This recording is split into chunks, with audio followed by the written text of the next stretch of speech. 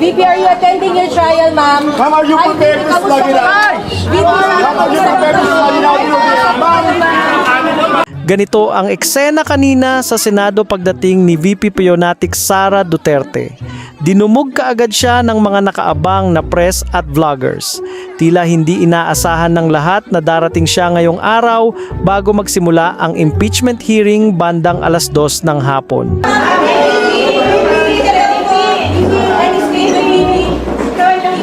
Matapos makipagpulong sa kanyang defense team sa Tanyada Room, humarap si Duterte sa media. Pero bago ang kanyang pinakamensahe, nagmisto lang batang sinabi ni Fiona na hindi siya tatanggap ng questions mula sa media at kakapiranggot lang daw ang sasabihin niya. Mukhang hindi na naman nakainom ng gamot ang Gaga. Just two sentences, one sentence, and then no questions. Yeah, I know. Sadly, no?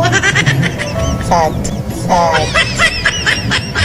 At nanisip pa talaga ng staff ang gagang si Fiona para magmukhang biro lang ang kanyang pagiging duwag sa harap ng media. Siya ang may kasalanan. Sabi niya no questions daw. Ma'am, over.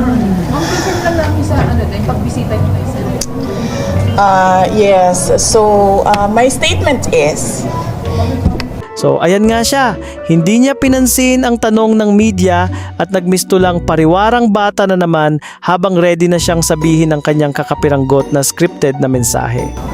my statement is, in this bloodbath and bludgeoning, I will be blooded but unbowed. Maraming salamat. Akala mo naman may mahalagang sasabihin si Fiona. Pati pag-deliver ng ilang segundong mensahe lang, parang batang walang aral lang. Paano naging abogado ang gagang to? Ma'am, kamusta kayo, ma'am? Ma'am, kamusta kayo, ma'am? Anong comment nyo na optics lang? Kapansin-pansin na hindi ito ang unang beses na ginamit ni Duterte ang salitang bloodbath upang ipakita na naman ang kanyang pagtatapang-tapangan o malamang pagiging krung-krung. Nauna na niyang ipinaliwanag kung ano ang ibig niyang sabihin ng salitang bloodbath. Pero tila hindi naman niya ito naiintindihan.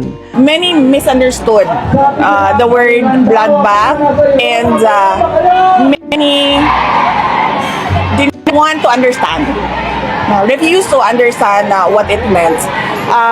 We have always said that the impeachment is a political persecution. It is the administration going after me after I resigned from the cabinet. And if it's a persecution, it's some sort of crucifixion against me. Diba? And so when there's a crucifixion, there's blood. So it's a bloodbath, my bloodbath. So I'm just sad that many people refuse to understand the context wherein I give statements. Ngunit sa pagkakataong ito, dinagdagan pa niya ito ng salitang bludgeoning. And bludgeoning. Isang English word na tila hindi na naman naiintindihan ni Fiona ang ibig sabihin. Sa kabila ng kanyang pagdating sa Senado, hindi siya inaasahang dadalo sa mismong impeachment trial at ang kanyang mga abogado pa rin ang haharap para sa kanya.